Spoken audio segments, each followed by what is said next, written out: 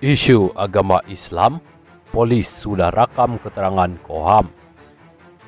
Polis Diraja Malaysia PDRM mengesahkan telah merakam percakapan ahli Parlimen Beruas Datu Ngei Koham berkaitan kenyataan beliau yang didakwa cubaan campur tangan hal ehwal di agama Islam. Pengarah Jabatan Siasatan Jenayah Bukit Aman, Dato' Sri Muhammad Zuhaili Muhammad Zin, berkata pihaknya masih menjalankan siasatan berhubung dakwaan tersebut. Kita telah memanggil seramai 66 saksi bagi membantu siasatan. Ia termasuk keterangan pengadu yang membuat laporan serta pihak media yang terlibat. Setakat ini, tiada individu lain yang disiasat melainkan saksi yang ada kaitan dalam kes ini, katanya ketika dihubungi di sini hari ini. Menurut beliau sehingga hari ini, sebanyak 70 laporan polis diterima di seluruh negara berkaitan kes tersebut. Kata Suhaili, siasatan dijalankan mengikut Seksyen 4, Kurungan 1 Akta Hasutan dan Seksyen 233, Akta Komunikasi dan Multimedia 1998 dan masih dilengkapkan. Pada 4 Januari lalu, Bukit Aman mengesahkan menyiasat 2 individu yang mengeluarkan kenyataan sensitif dan seolah-olah ada cubaan campur tangan dalam isu hal ehwal agama Islam. Pada 30 Desember lalu, Koham dilaporkan memohon maaf selepas mencadangkan agar pakar perlembagaan daripada kalangan bukan Islam dilantik dalam jawatan kuasa khas mengkaji kompetensi DUN untuk menggubal undang-undang Islam. Ahli Parlimen Beruas DAP itu berkata, beliau tidak berniat campur dalam hal ehwal agama Islam dengan membuat cadangan itu yang kemudiannya ditarik balik. Susulan itu, Sultan Selangor selaku pengerusi MKI bertita mengingatkan rakyat khususnya yang bukan beragama Islam supaya menghormati dan tidak mencampuri urusan berkaitan hal ehwal agama Islam di negara ini. 3. Mengaku palsukan dokumen kurangkan duti kereta mewah. 3 lelaki mengaku bersalah atas dakwaan menggunakan dokumen palsu mengurangkan duti kereta mewah dan mengakibatkan ketirisan cukai kerajaan membabitkan jutaan ringgit di Langkawi. Tertuduh Muhammad Noh Husain 47, Muhammad Khairul Subari 36 dan Fairul Izami Ishak 48 membuat pengakuan tersebut semasa pertuduhan dibacakan di hadapan Hakim Rohatul Akmar Abdullah di Mahkamah Alur Setar di sini pada Isnin. Muhammad Noh dari Kuala Langkawi didakwa atas 2 pertuduhan pilihan, yaitu menggunakan surat akuan palsu bertarik 6 Mei 2014 dan menggunakan borang kastam palsu di Pejabat Kastam Daerah Langkawi, Dermaga Tanjung Lembong di Langkawi pada 21 Mei 2014 dan 1 Jun 2021.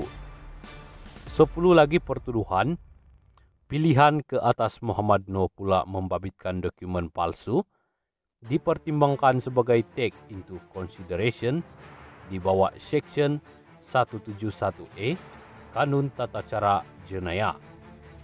Sementara itu, Muhammad Khairul yang bekerja sebagai runner didakwa atas 2 pertuduhan menggunakan borang kastam pengisytiharan barang-barang yang diimport palsu di Pejabat Kastam Daerah Langkawi, Dermaga Tanjung Lembong di Langkawi pada 27 April 2021 serta antara 21 April dan 22 April 2021. Fairuz Ismazi yang bekerja sendiri pula didakwa menggunakan borang kastam pengisytiharan barang-barang yang diimport palsu di lokasi sama pada 22 November 2021. Kelima-lima pertuduhan itu dikemukakan mengikut Seksyen 471 Kanun Keseksaan dan boleh dihukum di bawah Seksyen 465 Kanun yang sama membawa hukuman penjara maksimum 2 tahun atau denda atau kedua-duanya sekali. Pendakwaan dikendalikan Timbalan Pendakwa Rakyat Suruhanjaya Pencegahan Rasuah Malaysia SPRM, Muhammad Fadli Muhammad Zamri dan Muhammad Afif Ali. Peguam Kuah Chen Che dan Muhammad Hakim Hamran yang mewakili semua tertuduh telah memohon kepada hakim untuk mengurangkan jumlah denda selepas mereka memberikan kerjasama sepenuhnya kepada SPRM sepanjang siasatan dijalankan. Mahkamah kemudiannya menetapkan keputusan hukuman akan dijatuhkan pada Selasa dan membenarkan ketiga-tiga tertuduh diikat jamin.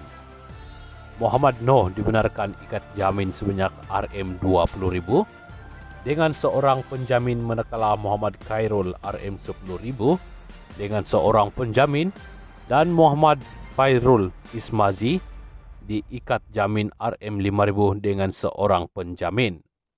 Pada Sabtu, media melaporkan 6 ahli sindiket mengurangkan duti kereta mewah yang mengakibatkan ketirisan cukai kerajaan sehingga lebih RM33 juta akan didakwa di Mahkamah Seksyen Alor Setar, Kedah pada 15 dan 16 Januari. Kesemua suspek yang merupakan pengusaha dan rana perkhidmatan gudang, sita penyimpanan kereta mewah di Pulau Langkawi sebelum ini ditahan SPRM dalam satu operasi khas yang dijalankan SPRM pada Julai 2023. Lelaki ditahan kes khianat rumah Koham dibebaskan dengan jaminan polis.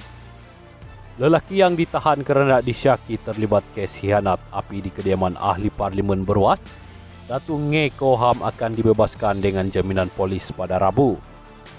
Ketua Polis Daerah Manjung Asisten Komisioner Muhammad Nordin Abdullah berkata, lelaki berusia 30-an yang tiada rekod jenayah itu akan menjadi saksi sekiranya diperlukan.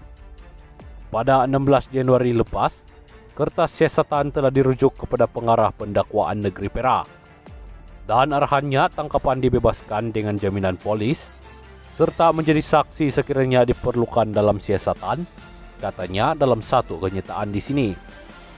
Menurut beliau, polis memohon kerjasama orang ramai yang mempunyai maklumat berkaitan kes kebakaran tersebut boleh menghubungi pegawai penyiasat Asisten Superintendent Muhammad Azlan Abdul Karim